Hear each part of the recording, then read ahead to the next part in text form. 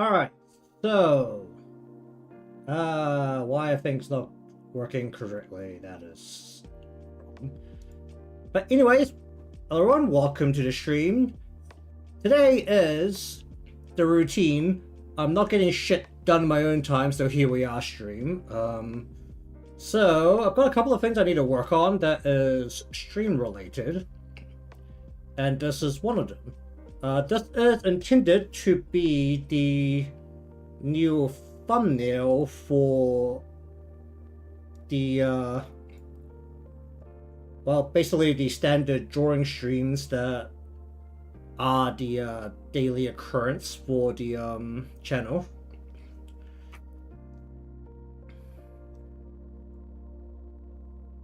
Why is this error still on the YouTube dashboard? Why would it not go away? Okay, I get it.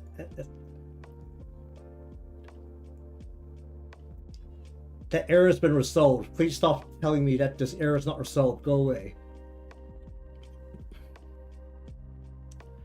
Why is it still telling me that it's not receiving enough? It is receiving enough. Why?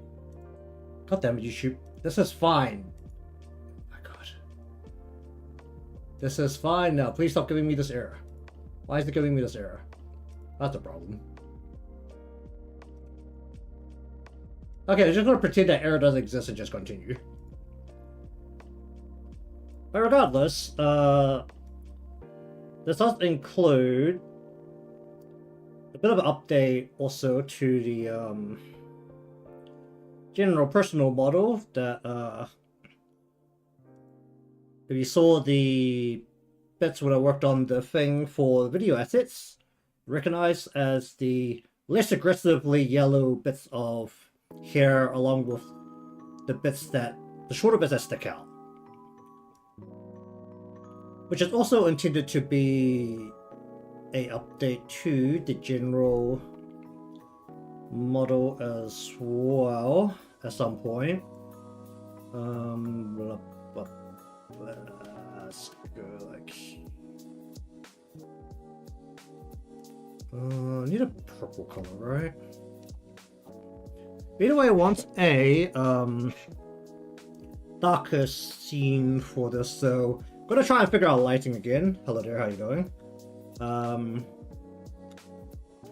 The general way this is supposed to work is that this should be bright, which means that anything that is not directly facing it should be dark, including the face here. And if you followed me for a while, you'll know I don't really perform particularly well with lighting, so we'll see how that goes. But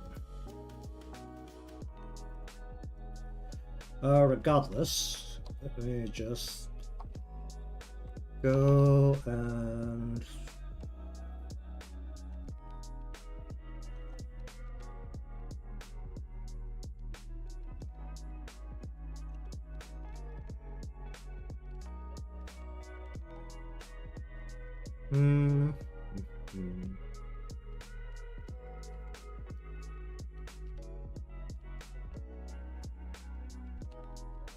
I'm gonna add a bit of yellow to the spot.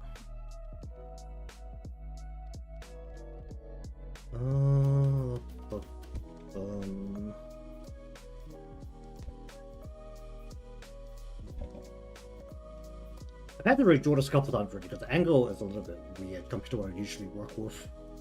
I'm definitely forcing a couple of parts of this. Either way, it's not supposed to be the main thing that's there anyway, so it should really be the bit here, which I need to figure out is that like the best way to work with this. I do have the back with some color. Okay, so this part and this part needs a incredibly aggressive shadow. Where I can basically take almost a dark gray and pretty much just paint it straight on, right? I'm actually gonna slap a wood texture onto here for a little bit of texturing. Realistically, given that this is intended to be a thumbnail, there's 100% that you won't be able to see this detail, but either way, if someone wants to zoom in that much, it exists. Does that go into here as well? It did, okay. Just gonna do that, and I'm gonna go like I would just leave it like that.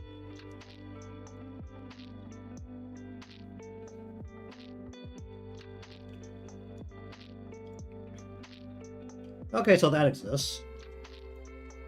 Then, this bit down here is very roughly what one of those fancy tablets of a screen look like. Taking the liberty of hiding any of the bits that would have buttons on it behind the head, so that I don't ignore them. But,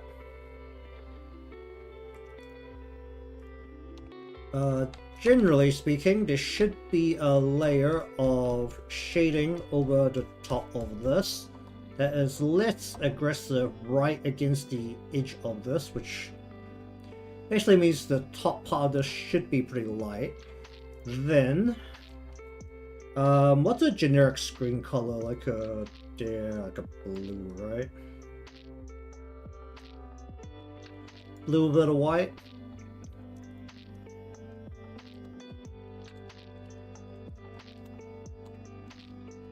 So then we take a...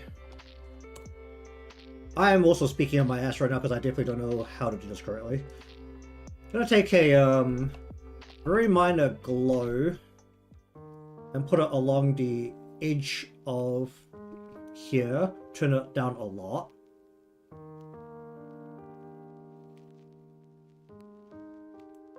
Probably a little bit less along the top.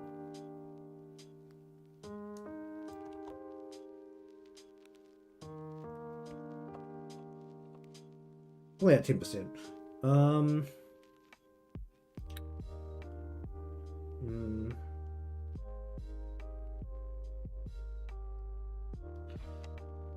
Okay, so then the funner part is that I need to take you, do you. Not like that. What?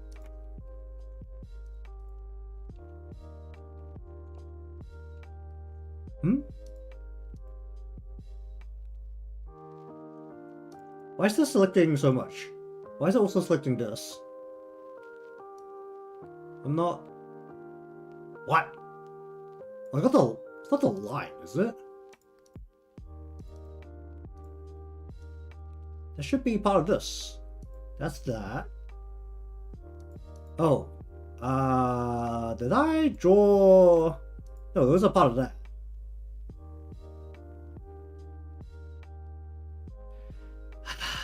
Jeez.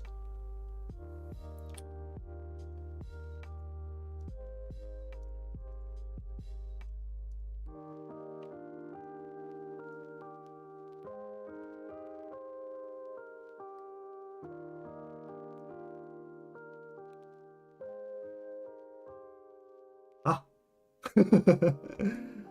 Alright, let's just select all of this crap. We're going to invert the selected area and just pop.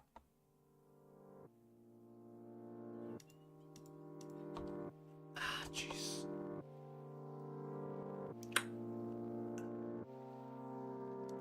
Oh, that's annoying. Just don't know why this is... Why is it selecting along those lines? Is it only along the line? I think it is. It's only selecting the line itself, but I don't know why.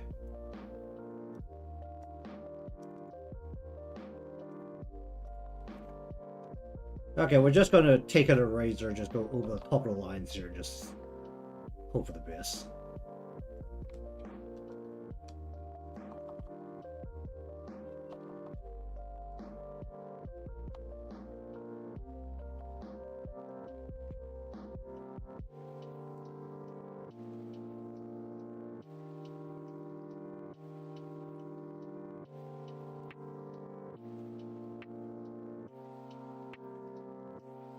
Okay, well then.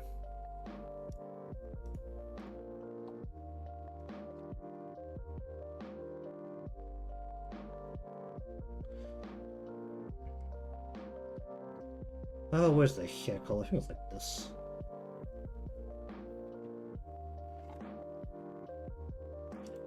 Oh no, when I was selecting this color layer, it was selecting the whole of these lines on the back, which should be part of down here. I've got a line layer down, not that. Where's the line layer? Is it this? No, it was just part of the line layer. When I was selecting the color layer, and I don't know why that is. There's still a bit of it there, but I think just taking a razor over the top of it has solved the problem, so... Oh, that's not a razor. There's probably just some residual color left over from before I split all the parts apart. Or the layers apart. So when I select this now... Okay, it's only this part. Good. Alright, so... we're gonna take these two parts. We're going to... put a shadow over the top of the whole of this. I think I can just take a gray and pretty much just plop it right over the top. I'm just gonna go like that.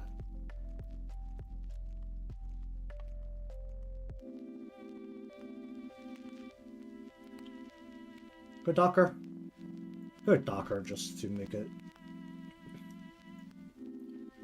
Okay, so that's there, that's there, that's so there, okay.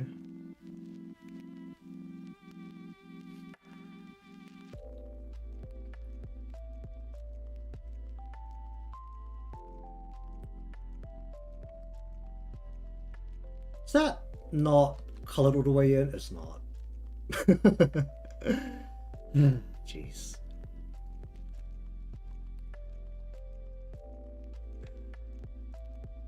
Where is this?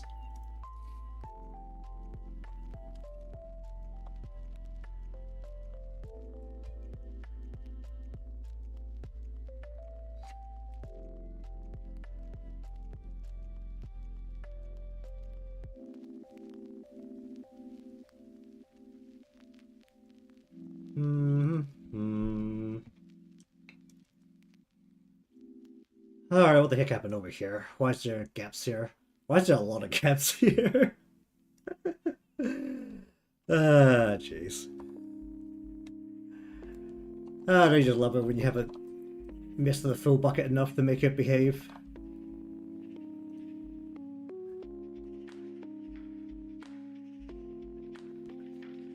Oh, what the heck. Neat. They're not cover the eyebrow doll. Why did it not cover the eyebrow doll? You literally just go straight over the top and not worry too much about anything that's to go over the shadow, so... I don't know why I'm being so intricate with some of these parts, because honestly, when it comes to thumbnails, if it looks okay in the preview window of Clip Studio, honestly that's good enough. Even though the thumbnails on YouTube are a little bit bigger now. Okay, so we have a shadow, then we need to create a light layer.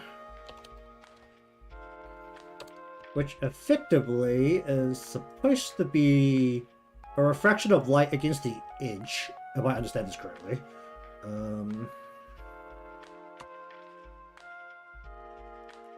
You kind of want to place it softly against anything that is against the edge of the body.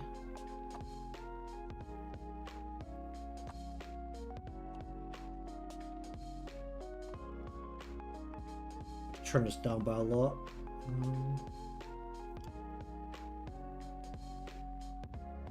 And this is the time where I'll once again make sure I don't know what the fuck I'm doing with lighting.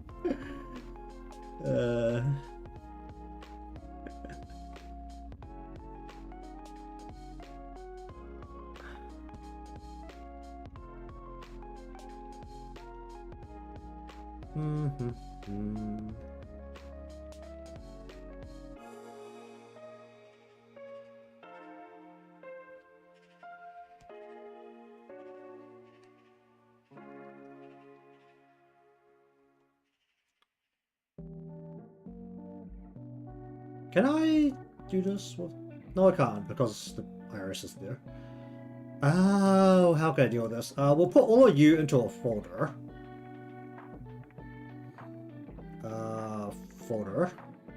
Then these two things clip onto the folder. Okay.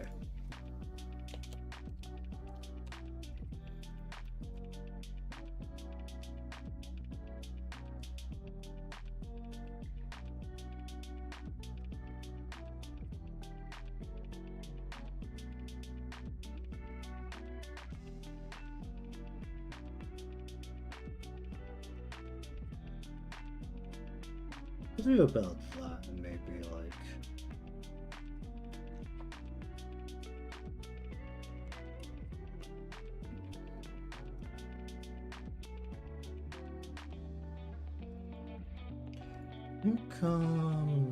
Could I have like reduce this a little bit on side?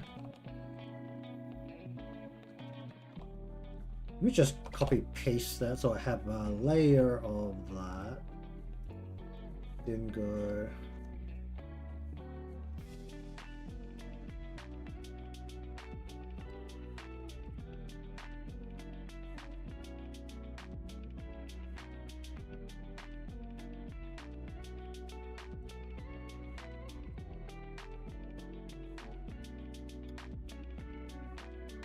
Well, then over the top of the iris, why don't you just completely clear this?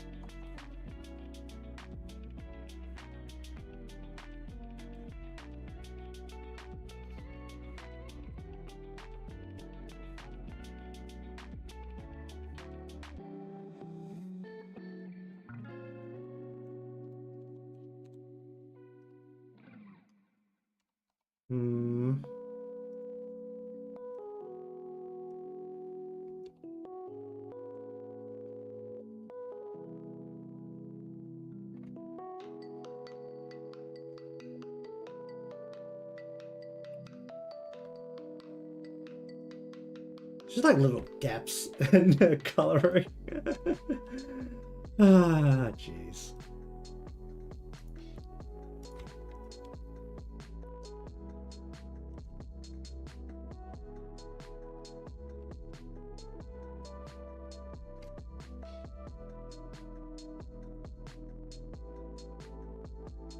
Alright, we're turning the paper into green screen as green.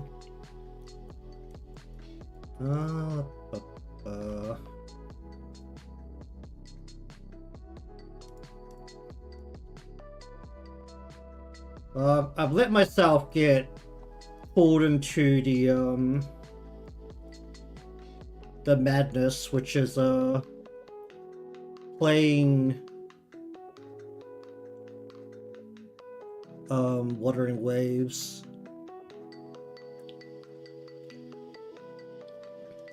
But that, for the most part, does fall into the state of gacha games that doesn't drive me insane.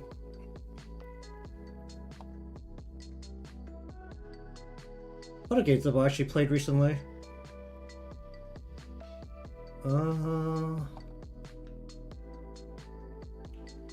I mean, the only other thing I've really looked at recently has been the Monster Hunter trailers for Wilds, because they released the weapon, what do you call it, demos, or not really demos, the trailers for the weapons, where they finally decided to stop calling a hunting horn a support weapon. They call it a blunt weapon that can provide buffs, which is great, because that means that they are pushing towards making it an actual weapon rather than a support item.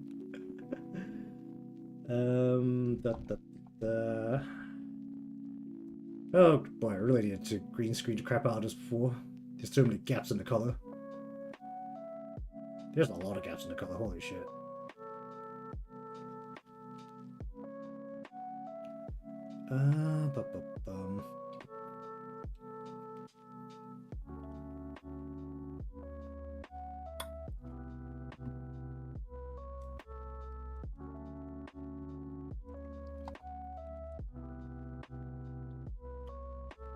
There's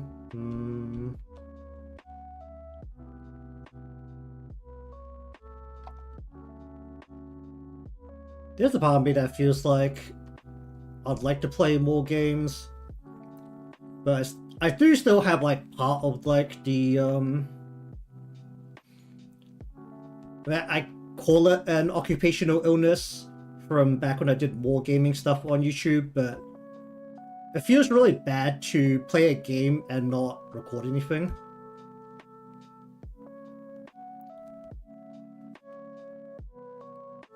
Especially with the advent of TikTok and YouTube Shorts, where even you can't get enough footage for a video, you can just turn it into a small clip.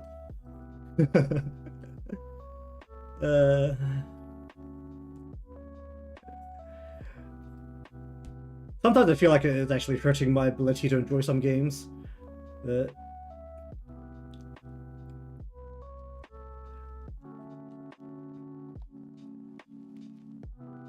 How about you? Got any recommendations?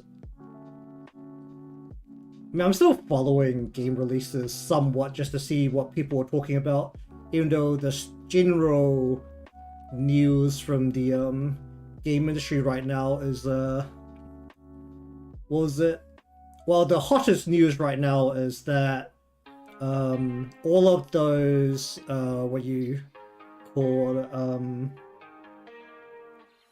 DI firms tried to shit on the Wukong game, and it is doing very well right now after their developers publicly came out and said those DI people can go fuck themselves, as politely as that could be put. I feel like I might know what it is. If that sounds familiar.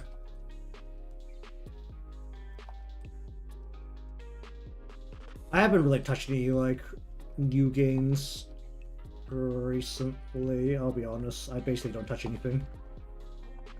Oh, what did I just do?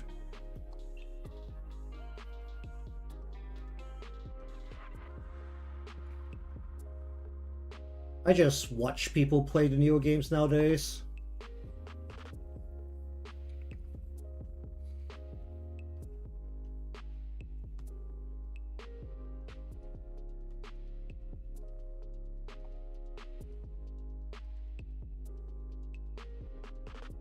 At least at the rate I'm going, it's very likely that I'm not going to pick up another new game until Monster Hunter next year.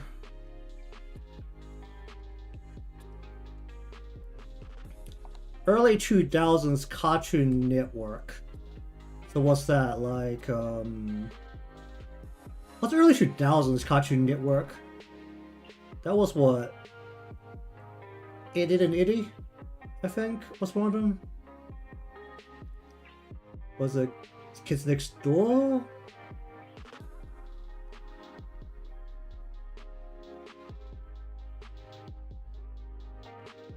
What else was on Cartoon Network back in the 2000s? I don't know if that's the early 2000s or late 2000s. When did I watch Cartoon Network? What year was that? It's a long time ago, and my memory is starting to fail for those times. And that is mildly worrying.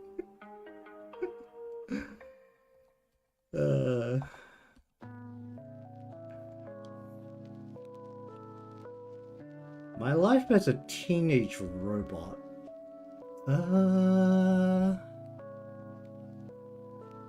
I know I never watched it, but I think it was airing at the time.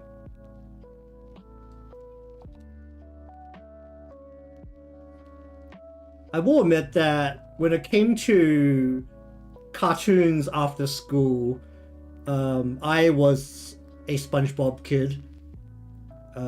I preferred SpongeBob over most of what Cartoon Network had. Even though SpongeBob was the only Nickelodeon thing I watched, I didn't really like any of the other Nickelodeon stuff. What Cartoon Network things did I watch? I know I watched Itty the Itty. I remember that quite.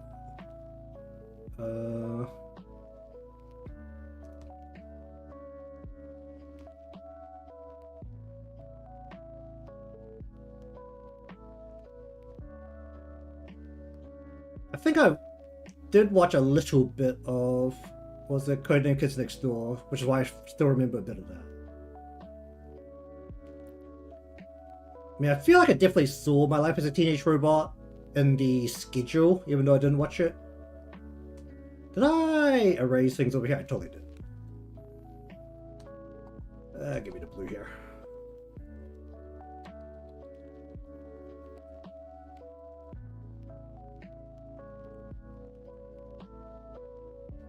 You know what? I'm not really in a hurry to get this stuff done. I always Google. Wasn't cow and chicken later in the day? I remember that my mom wouldn't let me watch Johnny Bravo because that was airing what, like the adult hour of Cartoon Network. Let's see, Cartoon Network early 2000s. Scooby-Doo, more Scooby-Doo. Oh, Foster's Home for Imaginary Friends. I remember that. Let's have a look at this list. Oh, there's an IMDb page for this, so let's have a look at this.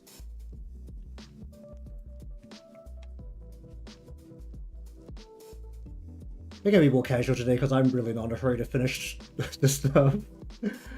Let's have a look at this. So there's Scooby-Doo, there's Scooby-Doo. I don't really remember watching that much Scooby-Doo. Foster's Home for Imaginary Friends I do remember, because they had a bit of a unique style for the time. Dexter's Laboratory I remember not really enjoying.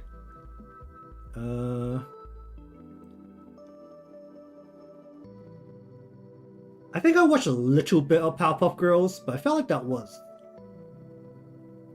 I watched that more pre-2000s.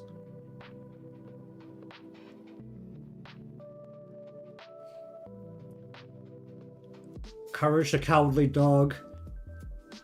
That show was weird. And Johnny Bravo. Oh, The Grim Adventures of Billy and Mandy. I remember that. That one I do remember. Camp Lazlo, I felt like I watched a bit of that before I stopped watching Cartoon Network. Never heard of this. Oh, Teen Titans I remember. There was Bugs Bunny. When the hell did Bugs Bunny air on Cartoon Network? I don't remember any Looney Tunes at all. And I don't remember Tom and Jerry. Dragon Tales, Dragon... I felt like I might have seen that in the schedule and never watched it. Mucha Lucha, never heard of it. Oh, I remember this. The Hi Puffy Amiyumi. That was interesting. It was definitely different. Maybe because it was cast very kind of specifically in a way where the characters weren't like children or young teens like most of the other stuff. Totally Spies, I think I remember seeing occasionally. Snorks I have never seen before. What the hell is this? When the hell did Pinky and the Brain air on Cartoon Network? I don't remember seeing this at all.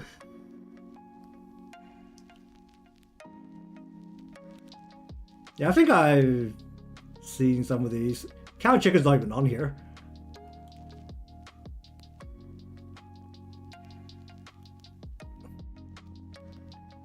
Yeah, I do actually remember most of these.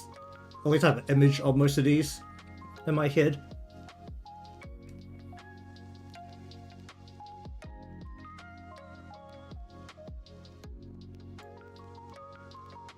mean, also like depends on when exactly it aired, right? Can I go? How about 2010?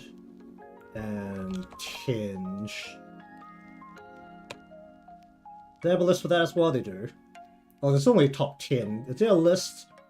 All cartoons of the 2010s. Oh, there's the Cartoon Network, Nikki. Let's have a look at this.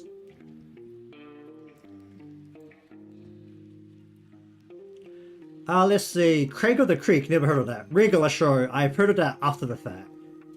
There's more Teen Titans, Problems Over Adventure Time, or everyone's heard of that. Chowder, I've heard of that. Incredible Crew, wait. There's 113 items. Oh, this is just trending. Oh yeah, Samurai Jack. I remember Samurai Jack, but when did it air? Did it air later? Samurai, no. Did I go to show by decades? There seems a more complete list, so have a look at, was it 2000s?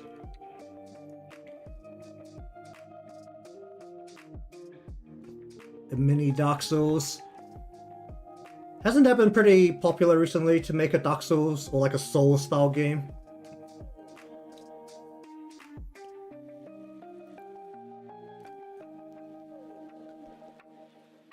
Oh, this includes some more stuff.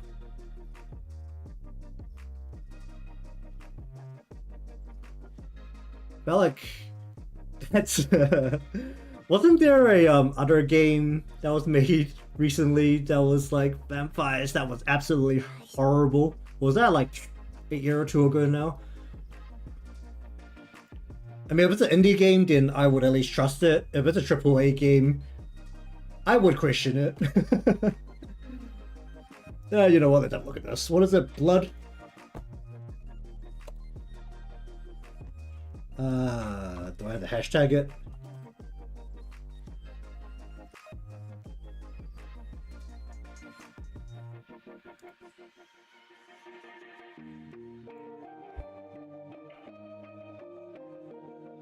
Ah, I see.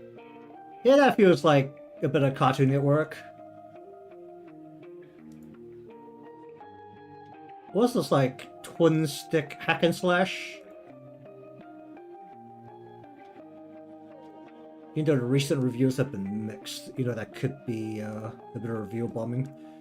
Okay, well, let's just mute that.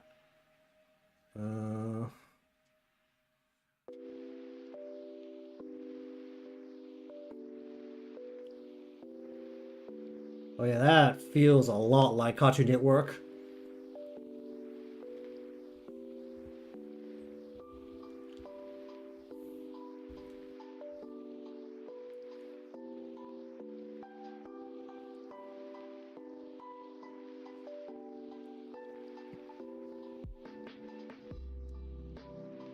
That was on Humble Games. Do I still have a Humble Bundle subscription? Humble Bundle's definitely the subscription that I've forgotten about, so I don't know if I'm still paying for it, which might be a problem.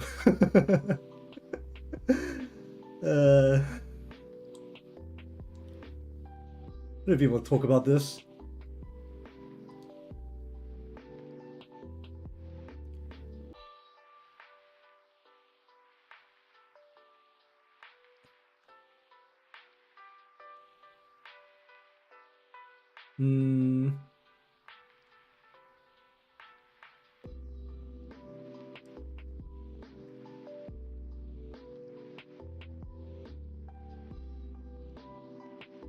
The reviews are definitely interesting. Basically, all the positive ones talk about how the game is visually very appealing, and then all the negative reviews basically say it looks great, but the game itself is not, which is interesting.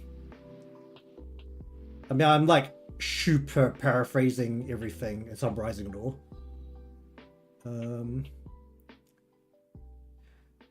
Yeah, like that's pretty much all these reviews are saying too, right? Like, positive animation and visuals are great, and then the negative is, well, the game itself kind of sucks. Like the actual game loop and mechanics aren't great.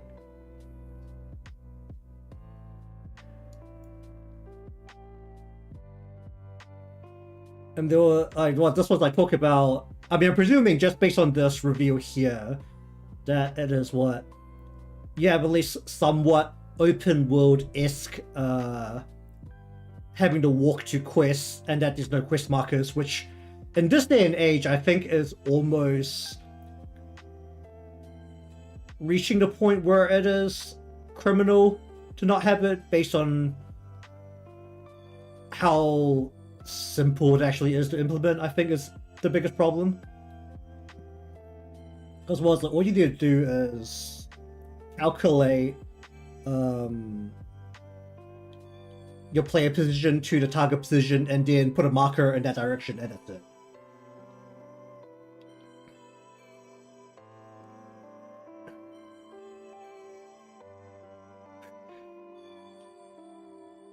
Oh yeah. It also depends on whether they updated things a bit after these reviews or not, because there was an update. Combat, oh no, this is coming, the July update. So that's already out. Yeah, given the climate of what's expected in games nowadays, if you have a quest, like, I feel like if the quest marker isn't accurate, you may as well not have it, right? Because I think players would be less angry if you didn't have a quest marker than if you had an inaccurate quest marker.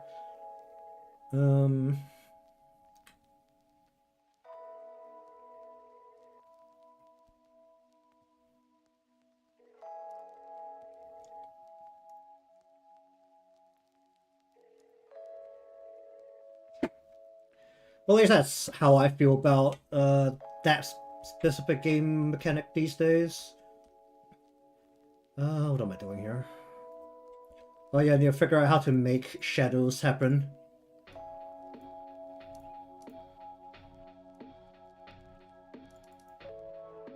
Do I still have random bits of green poking out? No.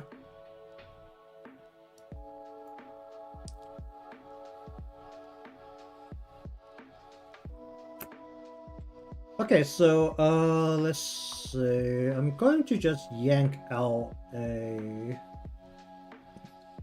Where is... Okay, so here's my file for all of the thumbnails. I'm just gonna pull out something that's kind of big. Okay, let's just take this shark. That'll work. So the idea for this is that this would go here. Okay, let's take a different screenshot. That is tiny. Okay, let's just take this picture of Gura's head. I'll finish this one day. So essentially what this thumbnail should do is just should sit like this. It'll take a little bit longer for me to actually make the thumbnails because then I would want to... Why did do? What?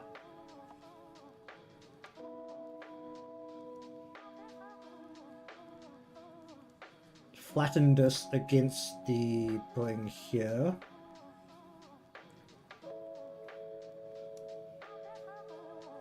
Well, the main bit is that I don't know what the heck I'm doing with the foreground, even though I do think I want to reduce the overall size of the image.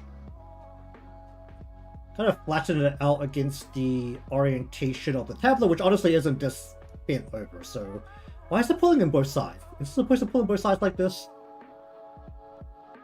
I really don't use the perspective tool very much. I don't really know what I'm doing here.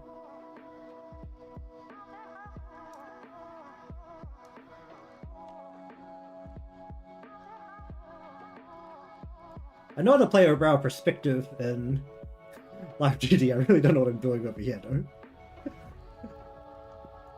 Like, say we've slapped this on, and because I've been on YouTube for a long time now, as everyone knows, wrap up that contrast. Oh, that contrast isn't really doing much, is it? It's... Oh, well, that does something. Slap that contrast up. And then... Also another... standardly old-fashioned YouTube maneuver for thumbnails. Blur the shit out of it.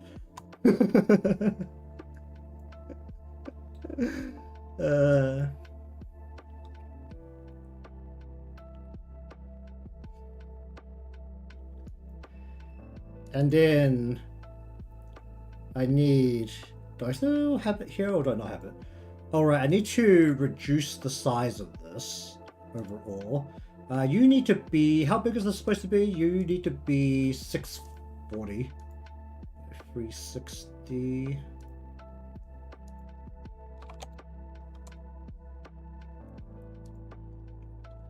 Then I need this. Well, that's for like reaction content, right?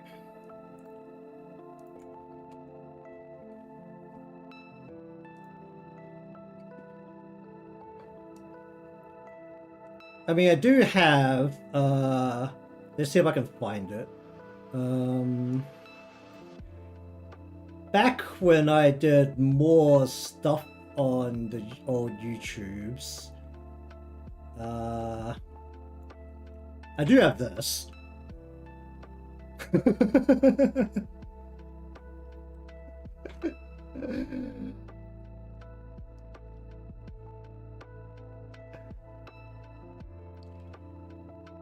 Like going back to look at all the YouTube thumbnails I've done over the time, it's definitely the most interesting things I feel like I've ever done for any kind of thing for YouTube. It's all been like thumbnails, not really the content.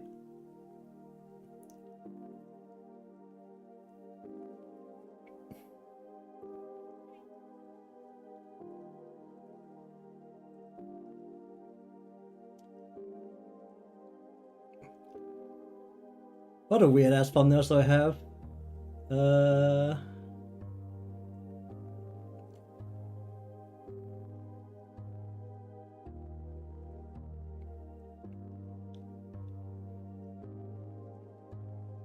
I do find that I can't really figure out how to incorporate my style into some of the more like memey, we call it the like meme emotes, like the pog or the, was it the shock face? I do have like some thumbnails I'm actually pretty happy with.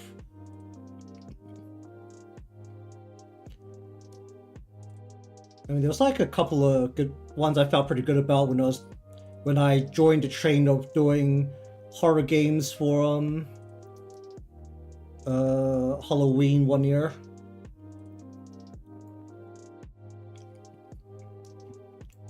I mean, all of these are actually just taking a screenshot and then basically putting a chibi figure in front of it, which I feel like for the most part came out pretty well.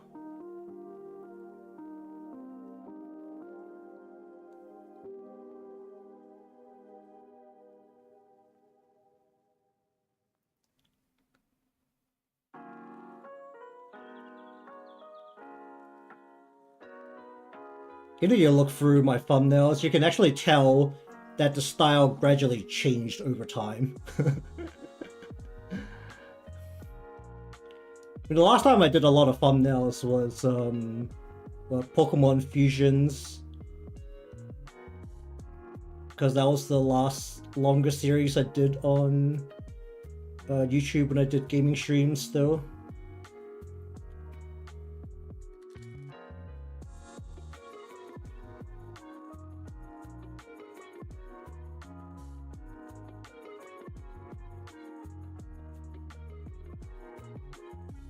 With Infinite Fusion thumbnails I did were like a lot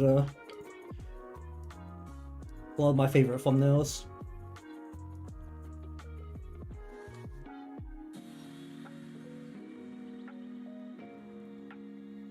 Well, you ignore the fact that sometimes I don't make a thumbnail until half an hour before I start the stream, where the quality significantly drops, and you can really see.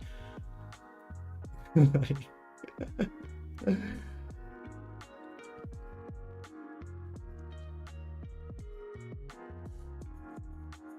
mean, there was a sit I did for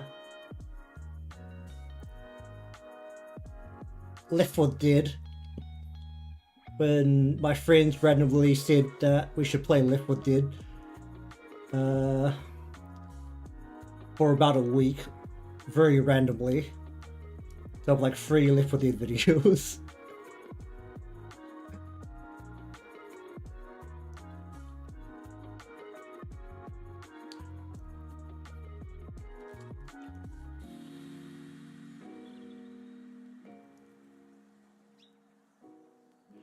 Alright, well, what's the Twitch bot doing today? Why the hell's a Twitch bot got a Korean name? What the heck is happening over there? Well, that's new.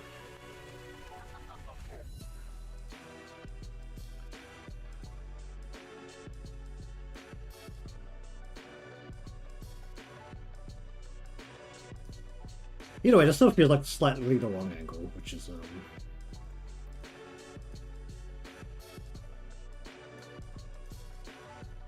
so it feels like this needs to lean a bit more this way.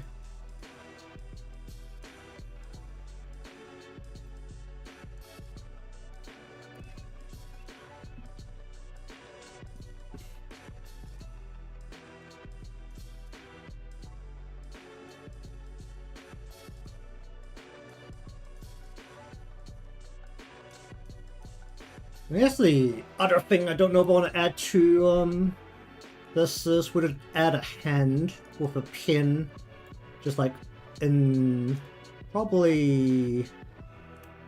Let's get rid of this now. This general area. Why is this pin so big?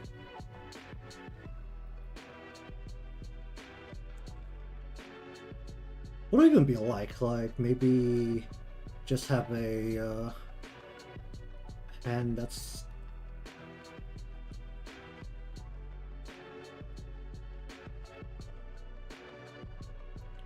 I'm gonna go like this, right? So have and then thumb coming out here, and then pin would be coming out like this. It's like resting on each finger here, and then other fingers would be resting on screen here. Something like that, I think. Actually, this would be what, like?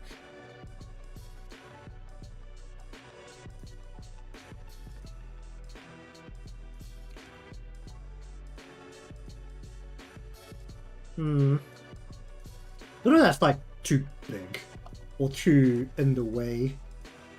Might want, if I want to do like an extra hand, it should probably be like only taking up not this much of the actual space.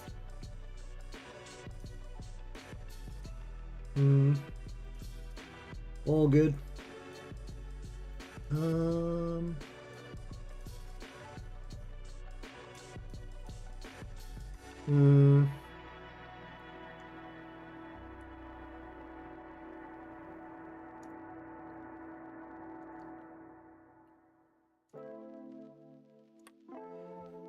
Alright, how should the hand sit if I want hand here?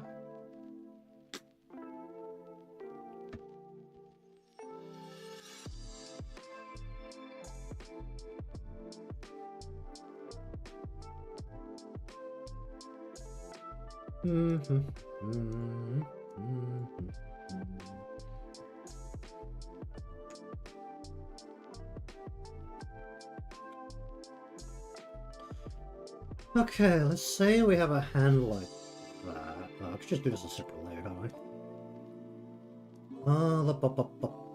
Hand.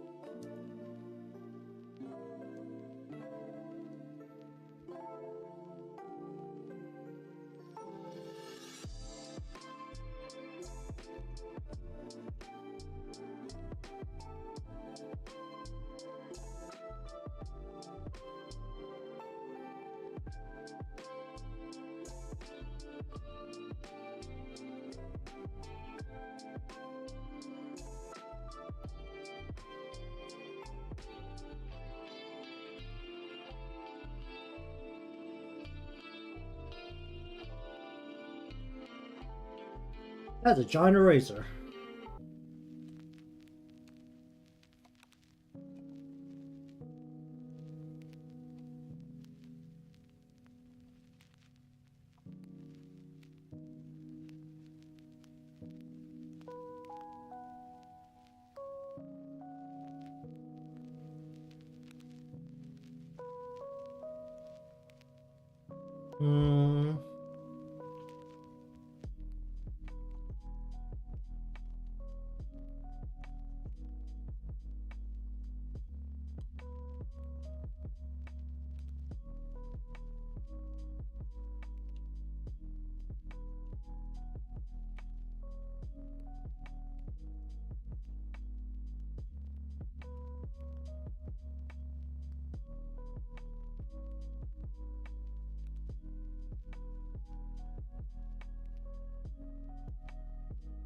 Hmm.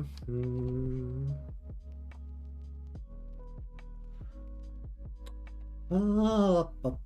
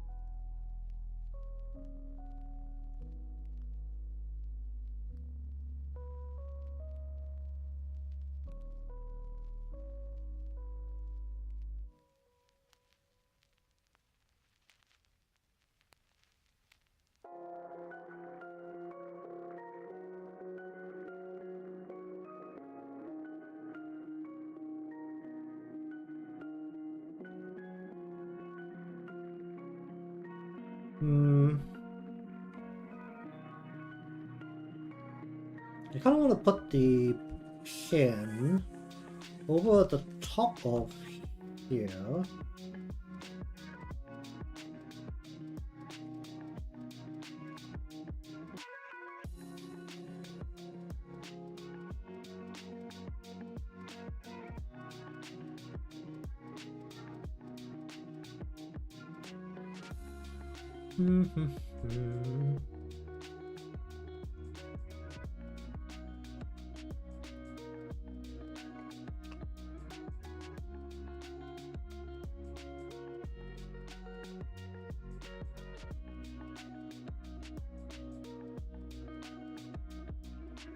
Basically just like that, right? Well, pin there. Then you put the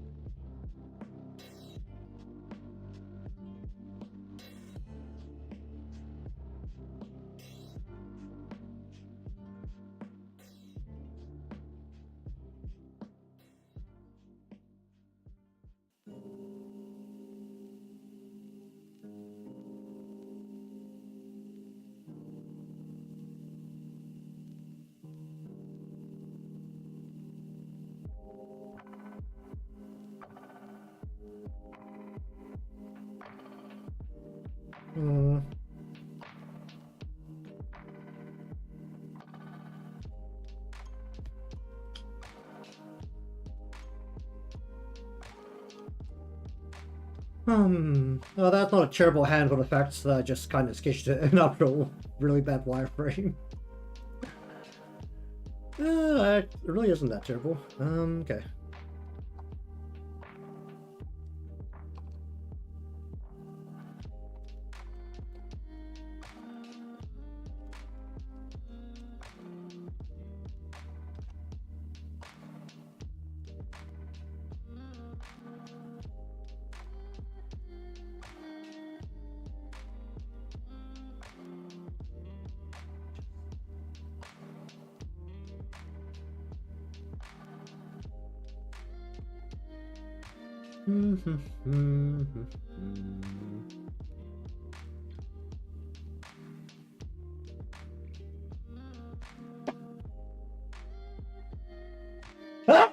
Oh jeez.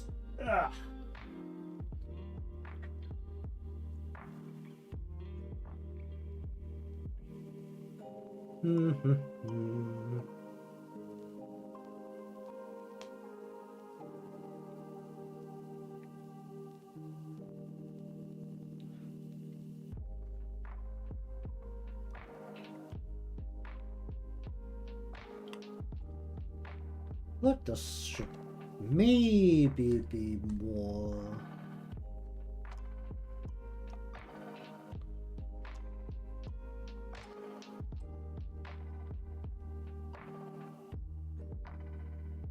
I'm just gonna like get that thumb out of here.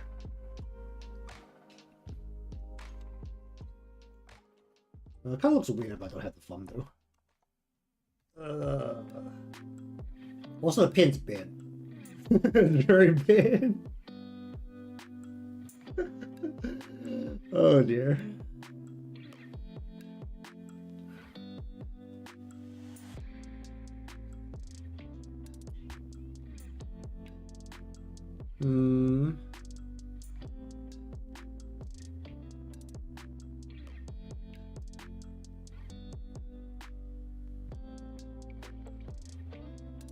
How noticeable is that? It's very noticeable. Well, since it's a line, we'll just go.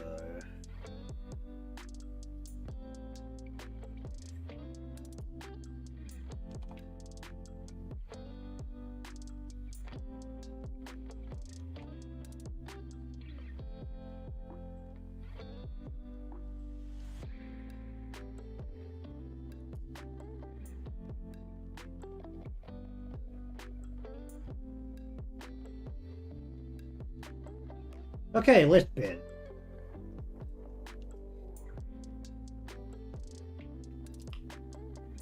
Do I have a gray here?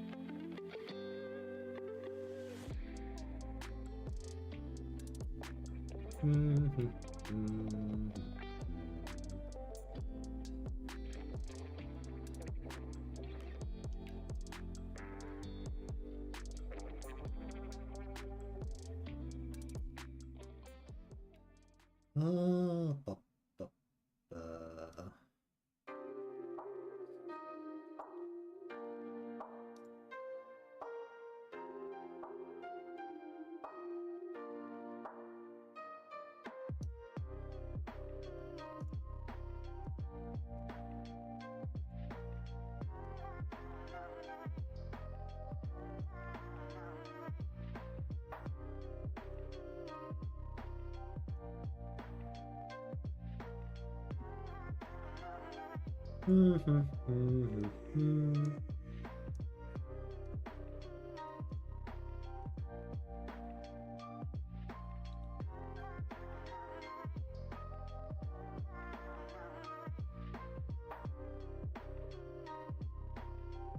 Okay, so once again, I need to basically just cover this whole bit with shadow, because the light is below it.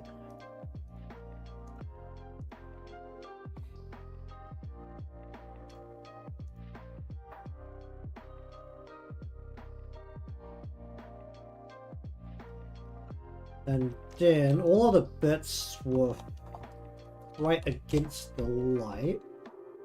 Hmm.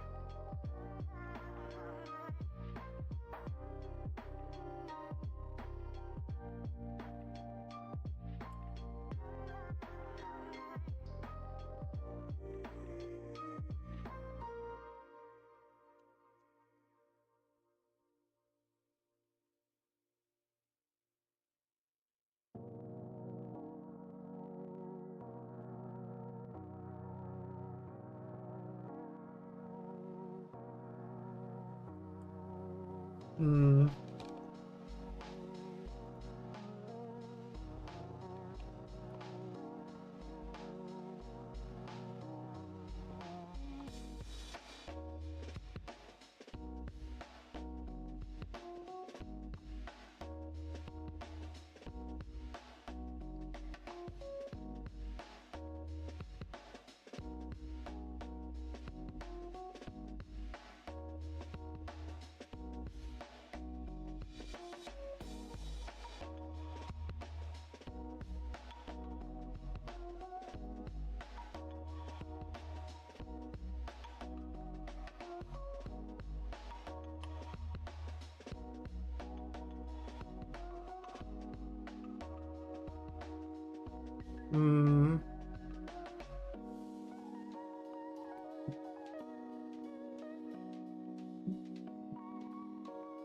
Hmm. Hmm. Hmm.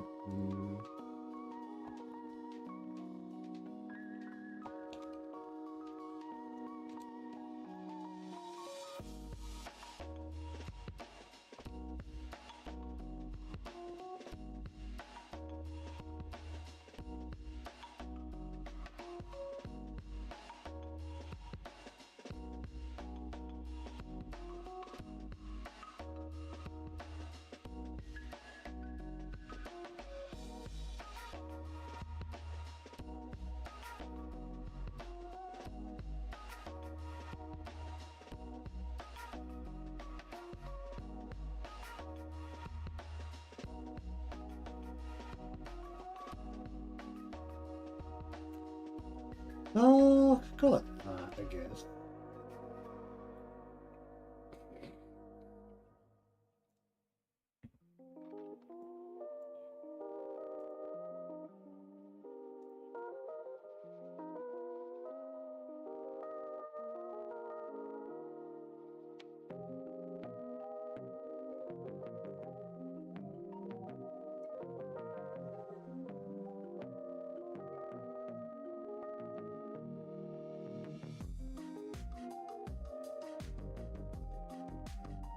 Hmm.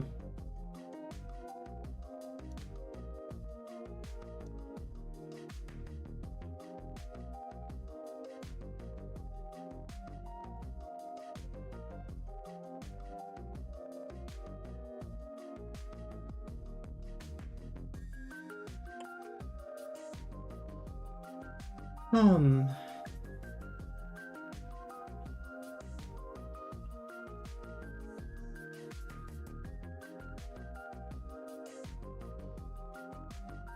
Hmm.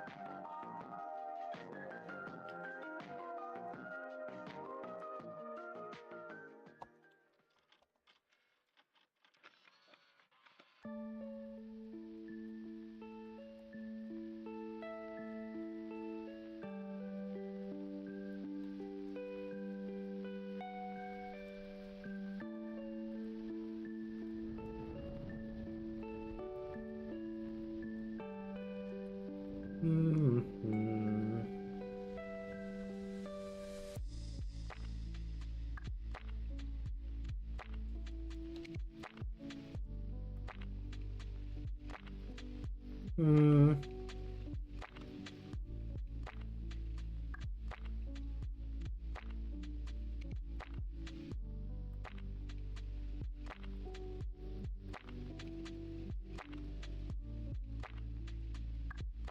I put the image of the back leaning way more than the tablet.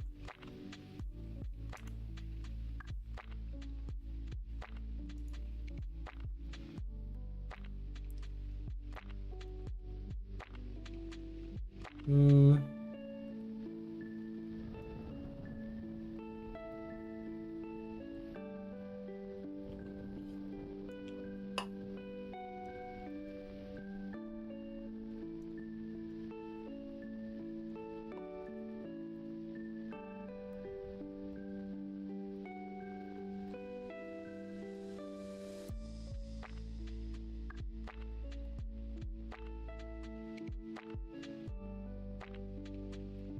Oh, right, there's lines in the same layer. We're doing this. Hmm.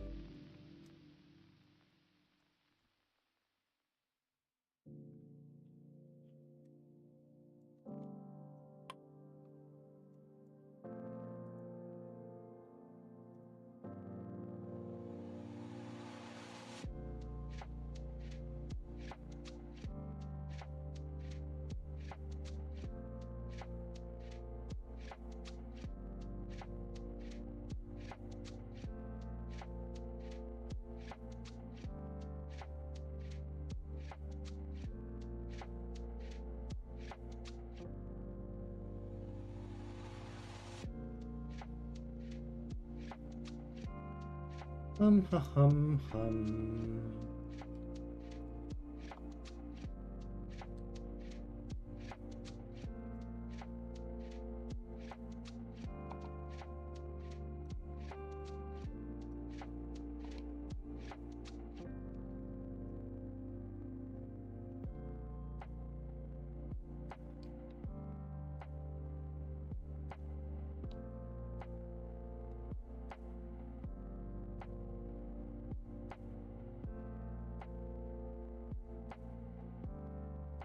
Mm-hmm.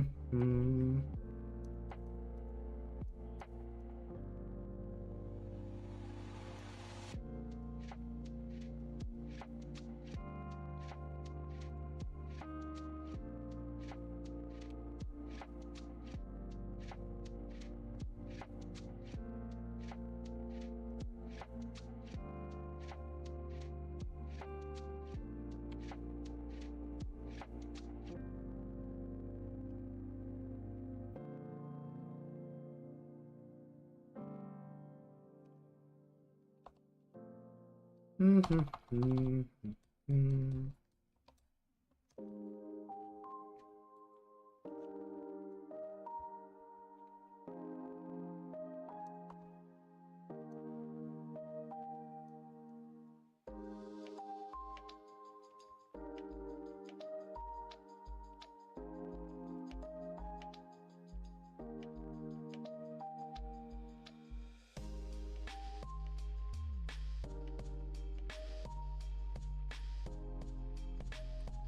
Um.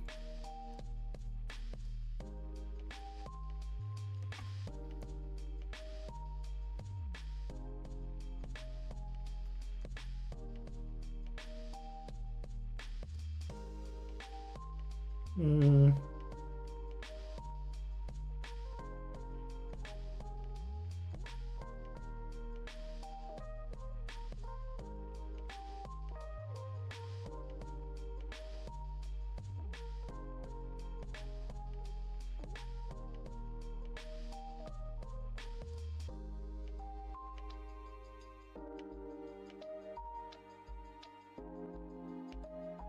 Mm-hmm.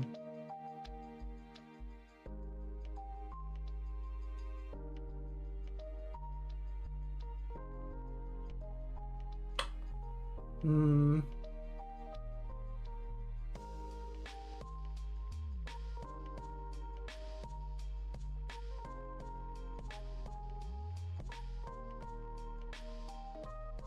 Mm-hmm.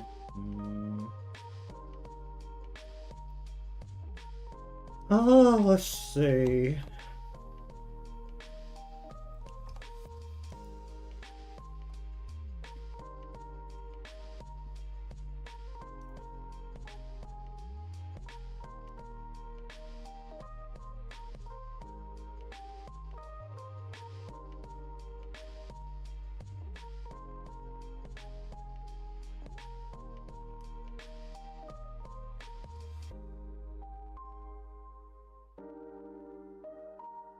Mm-hmm.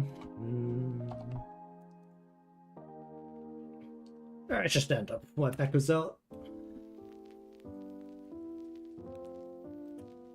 Oh boy.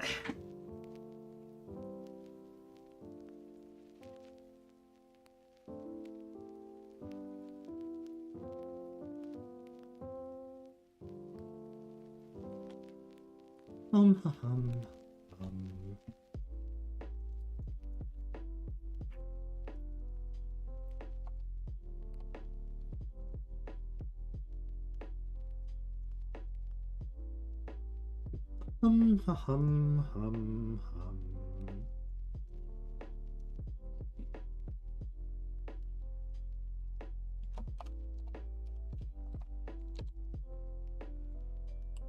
Mm-hmm. Alright, I have some calligraphy.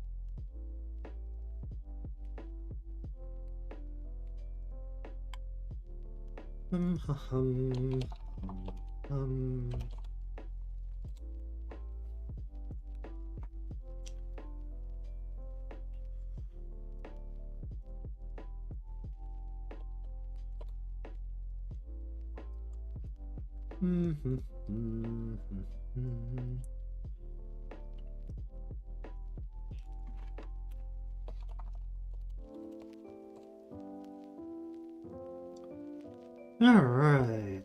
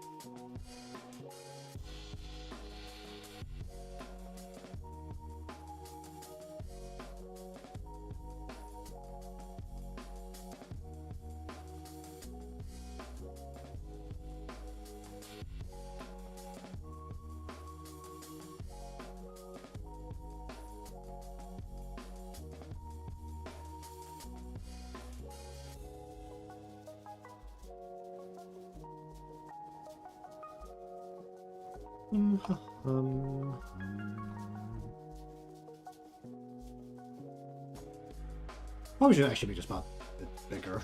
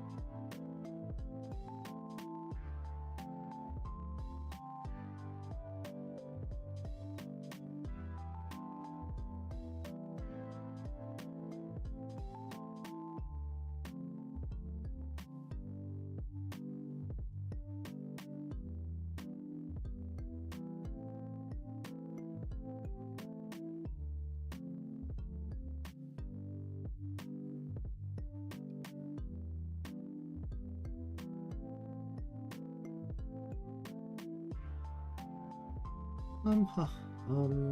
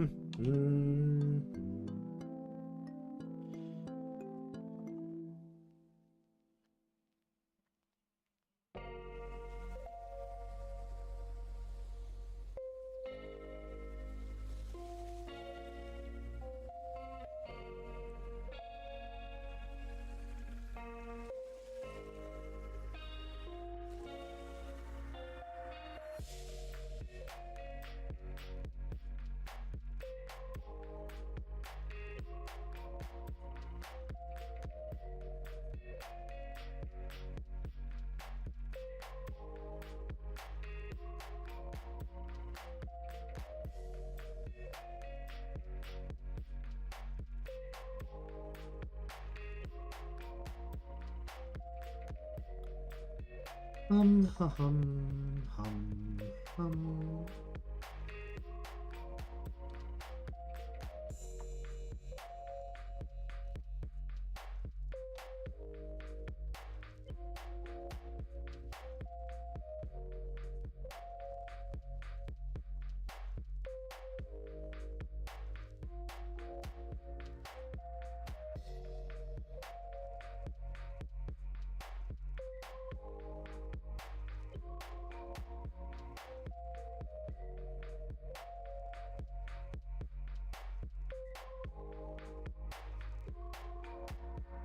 Hum, hum, hum.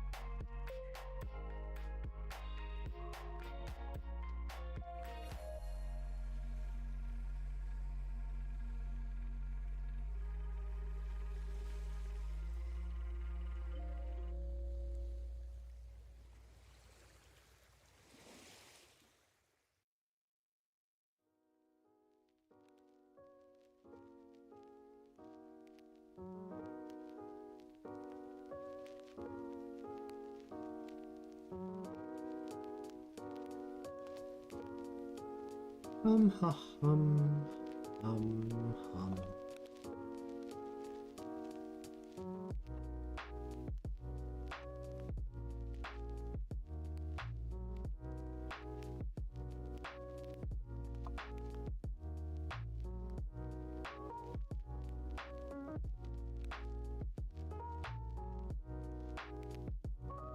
hum, hum.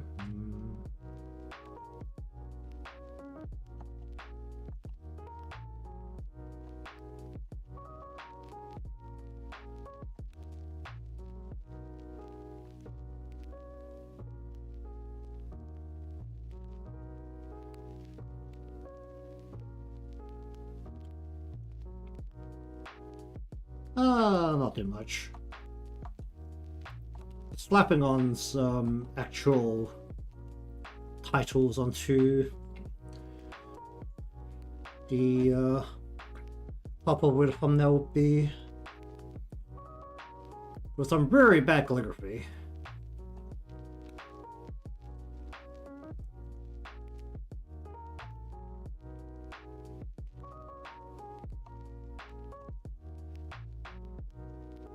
Hum, hum, hum.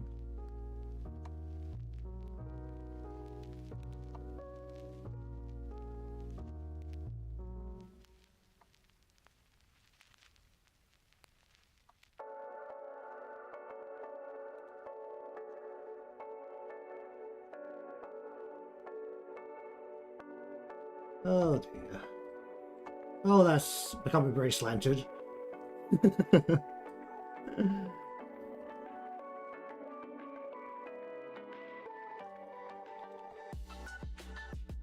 Hum, hum, hum, hum.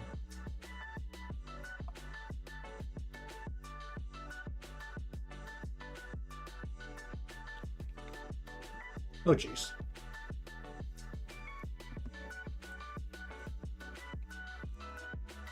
Okay, I think that's probably what I want on this. Make it as modular as possible, have titles that can be quickly switched in and out.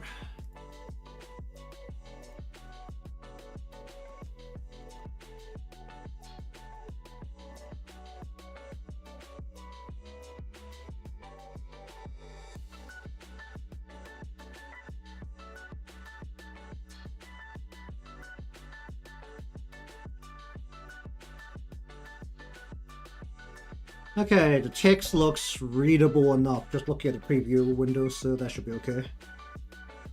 Okay, oh hey, that's a second Twitch bot today. That's rare.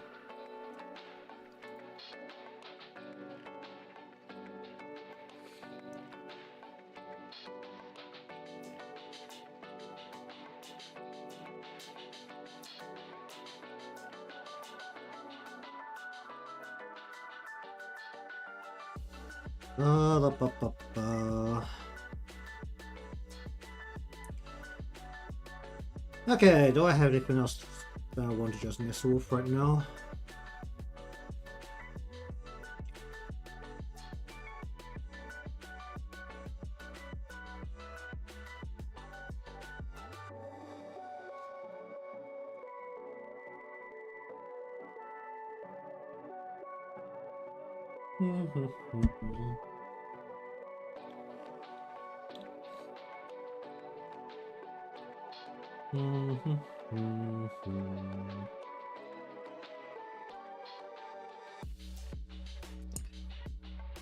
Oh yeah, I slapped a hand on this as well. More of me not properly looking for a bit of hand references and just trying to sketch it in.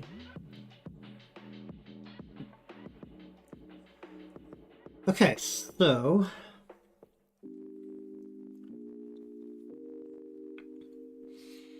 this is good enough for a thumbnail in general.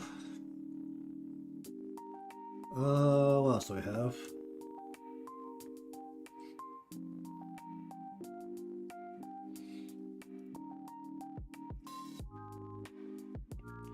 Okay, so this is the start of a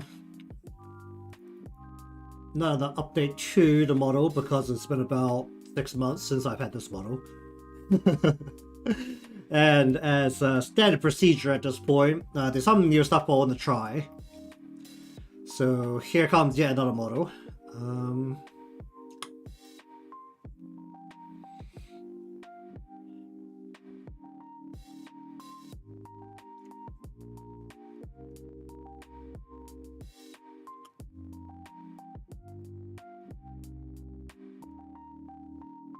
A lot of these parts need to be changed.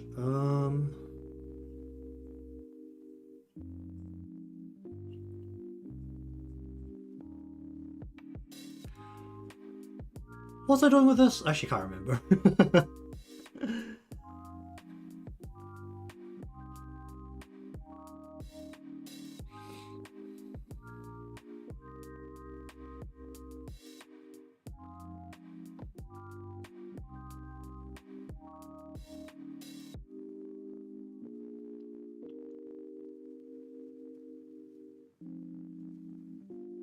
I don't know about back piece there. What happened to this?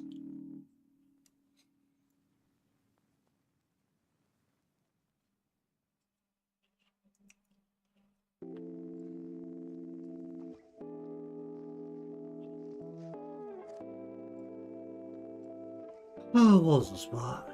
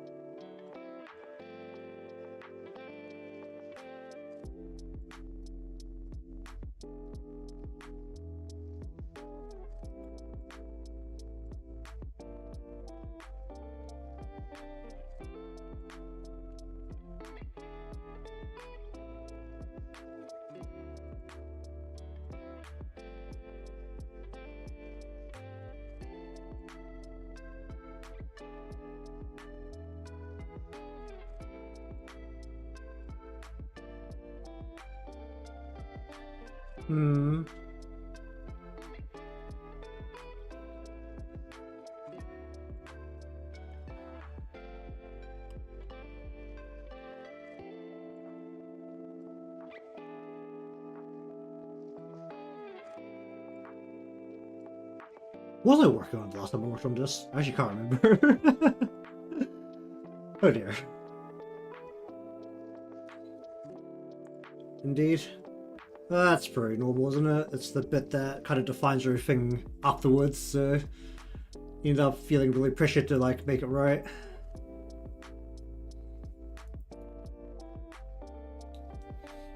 Hmm. Hmm.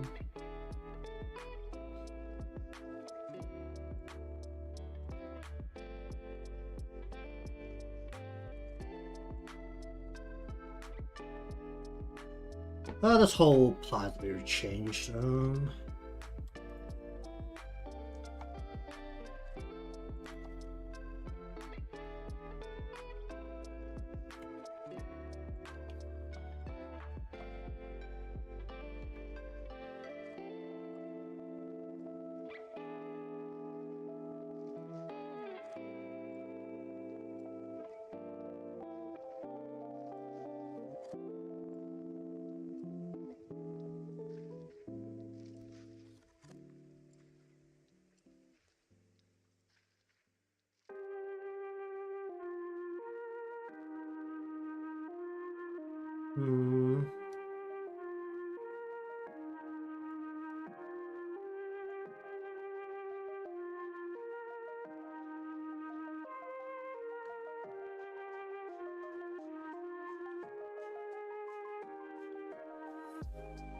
Hmm.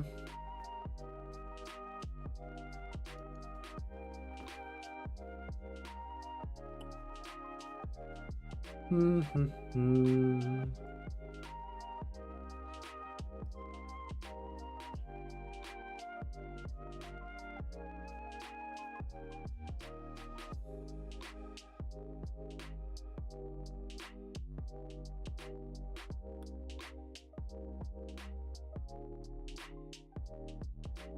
Hum. Hum. Hum.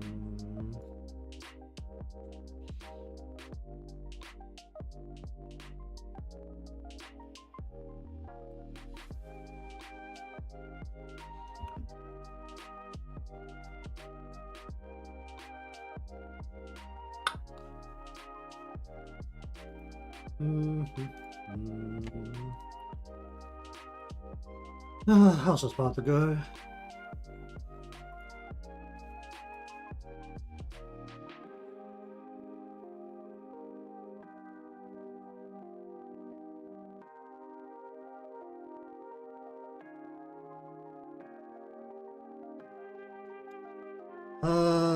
We'll pause this. That part. We'll pause this. Let's pause that part. Okay.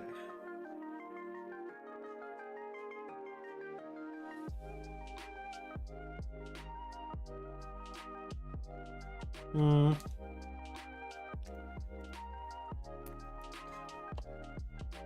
Um. bu- bu- bum.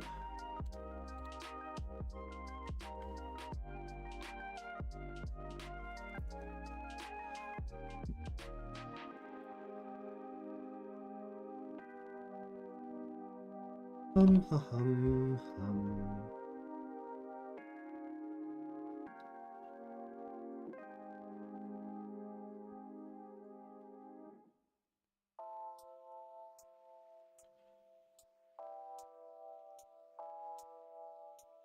Hum. Hum. Hum.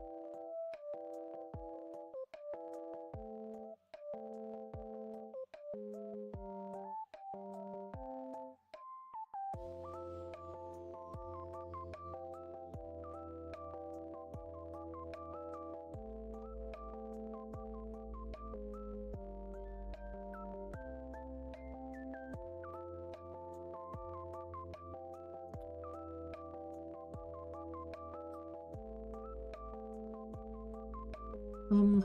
Hum.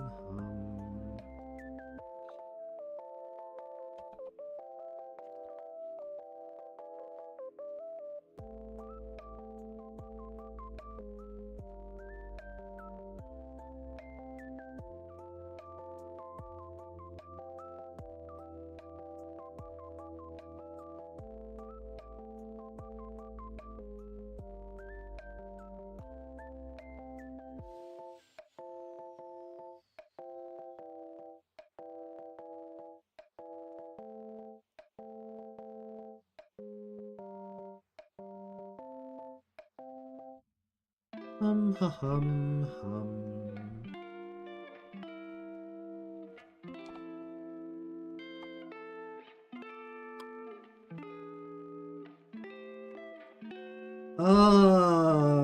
Ba, ba, ba.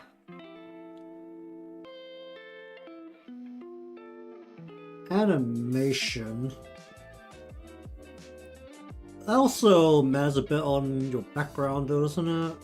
Because I am in the fortunate position where I have some background on how exactly animation works given to me by when I did game development with other people. Because at that time I was not the art person, I was the programmer. Uh,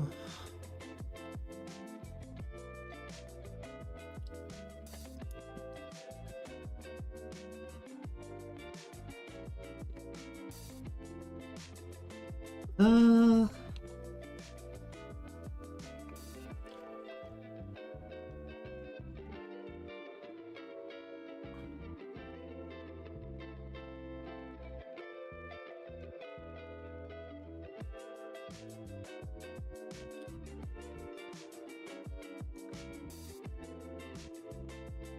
and one thing that I would say generally helps is if you can at least picture what you're planning.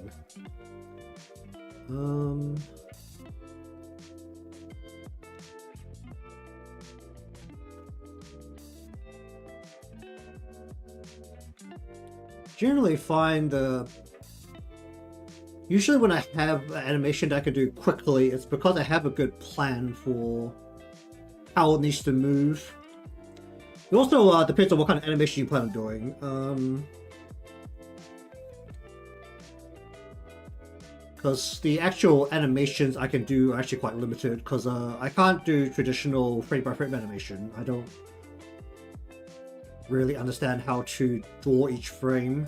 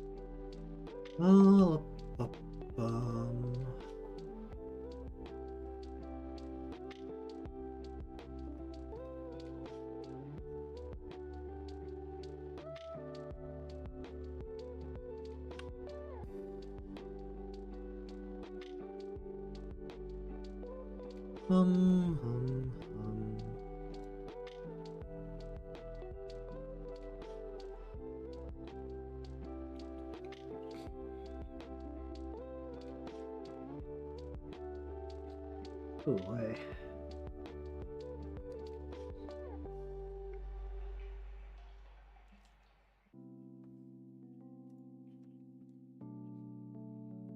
What other things do you think about when doing animations? You're doing traditional animations. I think having a start and an end and then working out how to key in all the frames between that is important.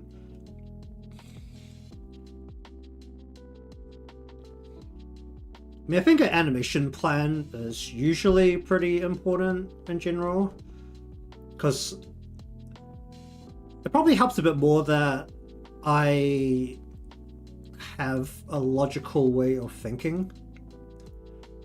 So whenever I plan out an animation, I start writing out everything that is planned and why it needs to happen. It's less actually planning and more logicking out and convincing myself that these motions make sense and will work in terms of what I'm trying to do.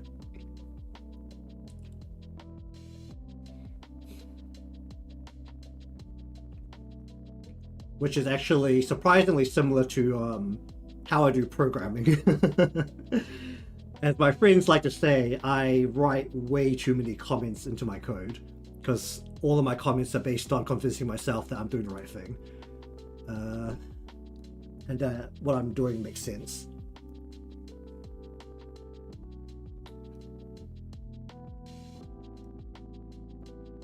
Do I have something that has all of the animation planning done to it that I can open quickly? Yeah. I think I did write all down when I did the Verona emote.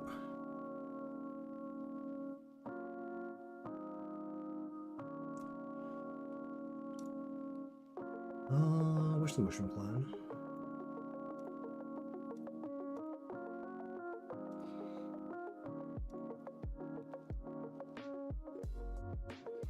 Oh, there's so many folders in here.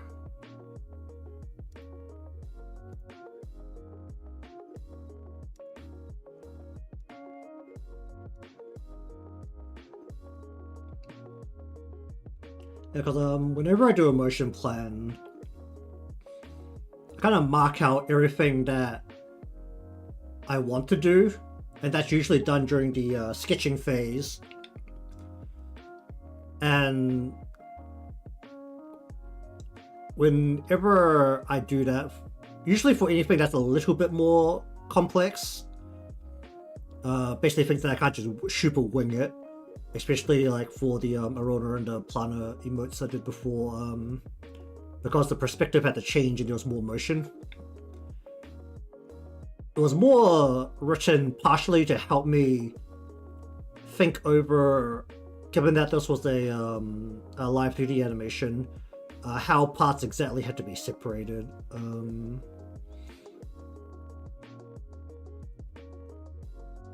Because basically some parts would have to be separated more if their perspective changed, and this motion had to be able to do this and this. So basically it was like checking off a bunch of checklists as I was working through the parts.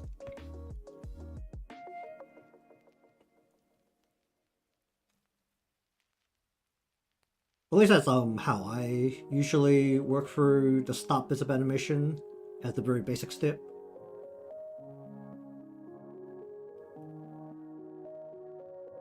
In terms of how to actually start animating, I think a lot of that depends on what and how you plan on doing it.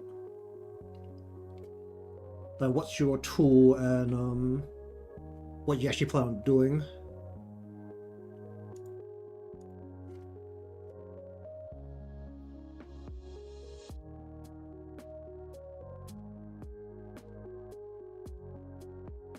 I don't need a top piece to here.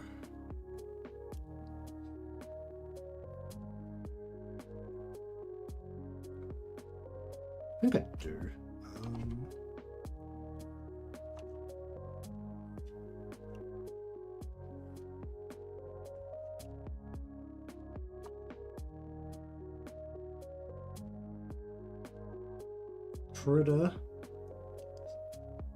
That'll be what? Frame by frame?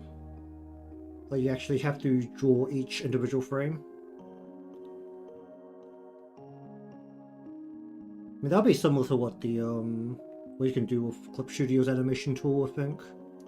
Where you can what was it, put the frames behind it.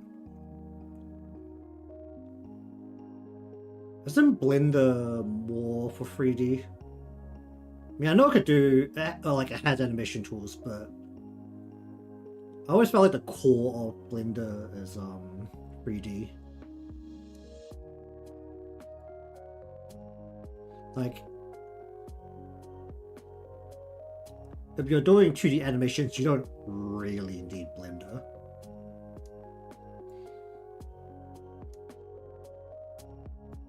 Or maybe that's just me. I'm also talking my ass because traditional animations, I'm not particularly familiar with how to go about it. Or how to approach it, because frankly, I don't do any traditional animation.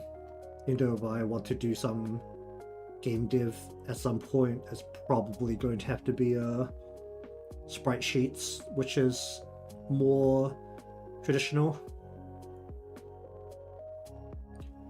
Ah, yeah, then yeah.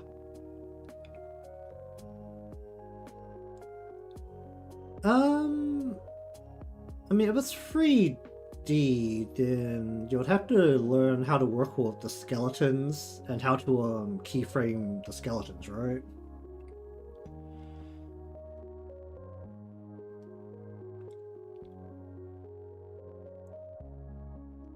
I mean, that's all I know about animating the actual 3D models. I have a friend who did do VFX, but he didn't really ever talk about how it was done. I mean, he wasn't very good at explaining things either, but at least the person who did the 3D animations for the models, she was capable of explaining roughly how everything worked.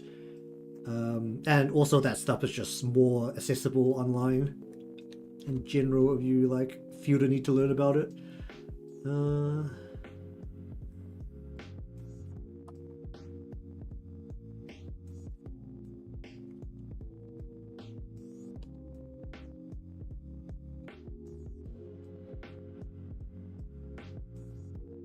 I mean, ultimately, like, animating a 3D model, I feel like isn't actually that far off what I do for Live 2D. Because it's basically, you keyframe in a position for, like, each bone. And then you, the model, like, the 3D model will morph to so that the meshes, yeah, like the meshes will morph so that it follows each bone as it moves between keyframes.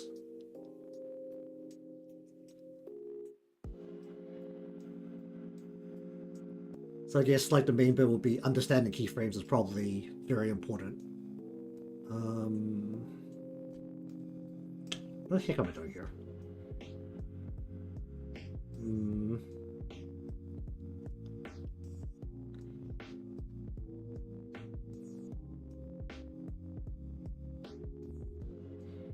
I mean, I have a very basic understanding of 3D animation, so I am talking on my ass a little bit.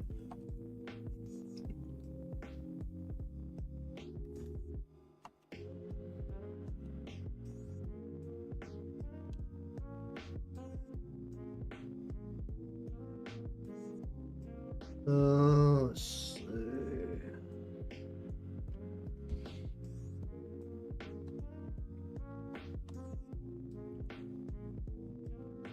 I feel like if you're going to be doing 3D, then it pretty much has to be Blender, right? For the free tools out there. Because the only other 3D animation thing I know is like Maya, and that's Enterprise. And it costs us a lot. Like in my memory, when my friend told me about it, she said it was like a couple hundred. It was like 5 or 6 grand for like a subscription, which I think was absolutely insane, given that Blender can basically do everything it can. In fact, if since we were working in games at the time, Blender was better at doing what we needed than what Maya did.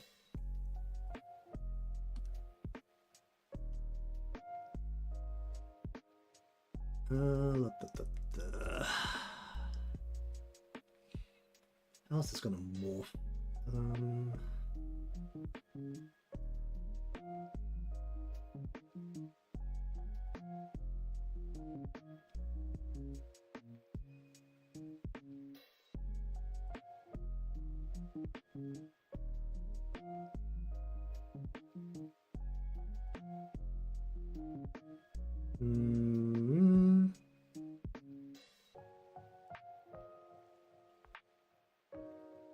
Oh, yeah, I should like make sure the hair at the top is done properly.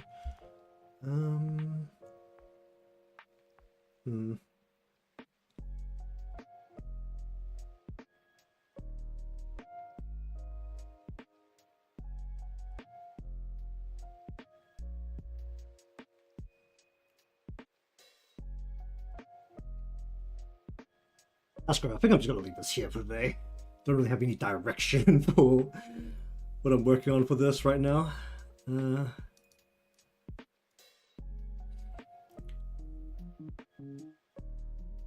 I guess I could actually talk about some of the goals or the end goals for the latest change to the model. Okay, so one of the plans for this round of personal Live 2D model is one is in the art side, figuring out how exactly to deal with the back pieces of shorter hair. The second is seeing if I can use a pendulum as a switch.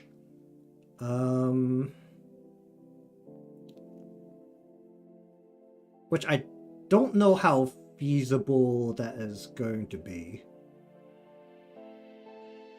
Yeah, I've been messing with it for like the last 20 minutes. The bot doesn't like caps. The high.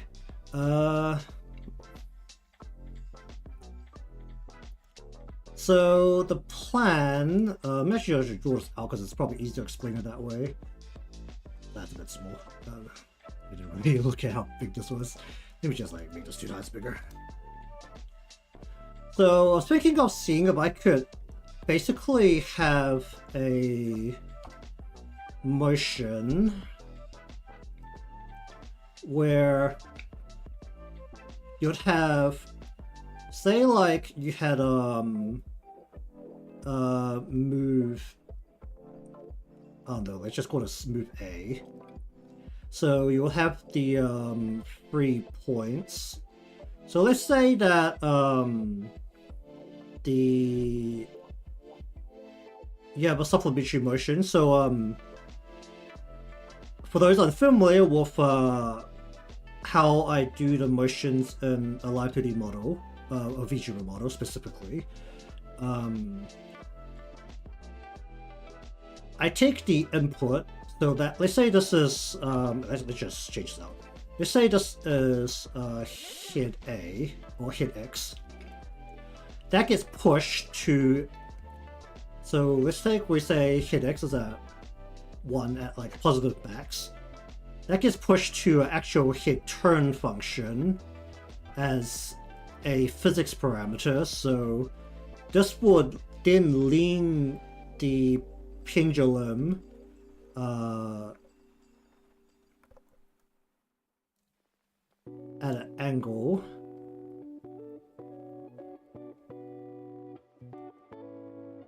so that it's basically was leaning out like this. So what I want to try is whether a third parameter like action can switch on between, let's say it is a 0 and a 1. So basically, when it's off, it will be false, and when it's on, it will be true. So what action wants to do is if head turn is equal to, like, I don't know, because we don't, like, this motion, we don't ever want it to be max. So let's just say is equal or greater than like 0.8, then action will then equal true. And then given this, then so like this is, well, this isn't really just the action, this is more like the switch. And when switch becomes true, then move, then basically then is like do action, which in theory means that this would then swing a pendulum out onto true. Then, given that this is swinging out onto true, this do action from the switch will then read that, and then that will go between neutral and an action. So in theory, what it needs to do is be able to read, I mean, this is probably like way too many steps, but you take the input, that pushes it out to the physics motion, that swings the pendulum around. When this pendulum swings around, we want the switch to only recognize it given that the action has reached a certain value, and once that switch switches to true, we want a separate action to start occurring. That probably doesn't make any sense because I didn't explain it very well, but that is one thing I want to try in Live 2D. Basically, it would technically be a solution if it is feasible to not needing a hand-based switch to things like changing expressions, toggling parts based on some actions.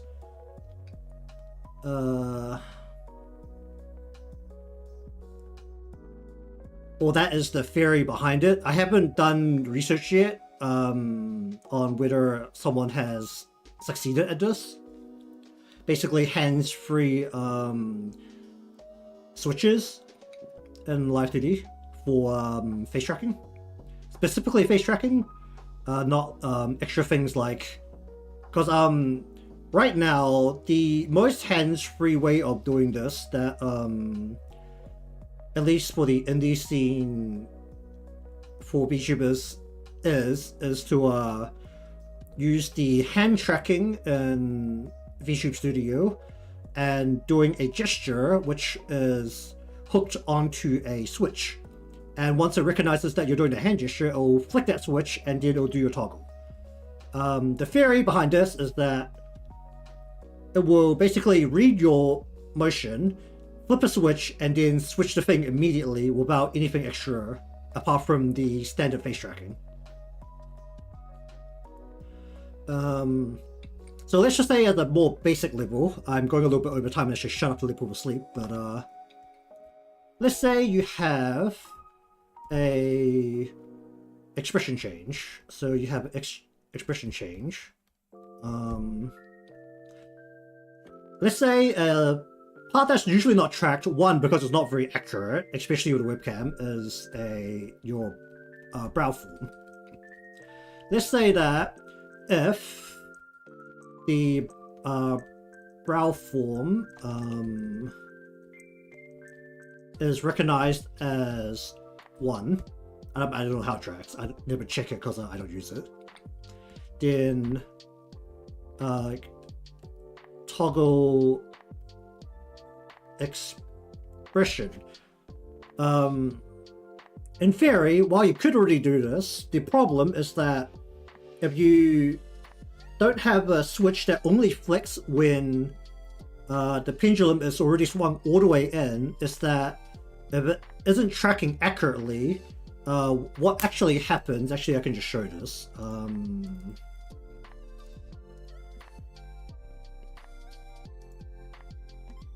If it's not tracking accurately, or even if it is tracking accurately, is that the numbers jump around a lot, like no matter what value you're looking at. So basically, we want to have a value track and then hold. And then if it holds for a set amount of time, so basically the pendulum will have to fully swing into place. And then once that has swung into place, it will then trigger the next parameter to go into from false to true and switch on whatever changes there. And then when you like release your expression, let's say, and it tracks back to neutral, your pendulum will slowly swing back. It won't be an immediate change.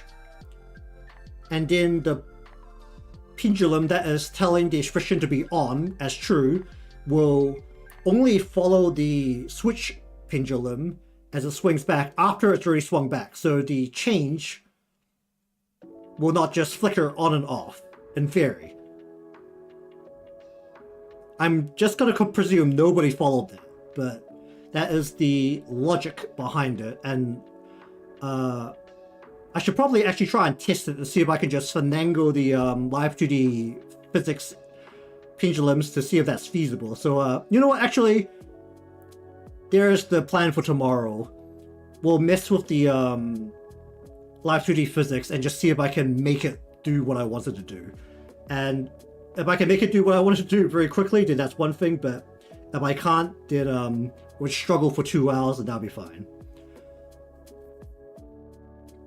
Okay, so anyways, thank you very much for watching today's session of some stream asset work, because I'm not getting through them in my own time. This is planned to be the general layout for the stream thumbnail from now on, so should start seeing this from tomorrow. At least from when I'm looking at it in the preview window of Clip Studio, it will it looks fine, it looks legible. So otherwise I might increase the size of the title bar at the top. But either way, next time, as said, we're gonna mess with live 2D physics, the thing that drives everyone insane. Oh, well, apart from blend shapes. Blend shapes drives a lot of people insane too, but the core part of live 2D that drives everyone absolutely insane, we're gonna mess with that a bit. So if you're interested in that, be sure to be subscribed or following, depending on what you're watching from, to see some of that, because I will be going insane tomorrow. It's gonna be great. Leave a like because that helps me out, and I'll see you all next time.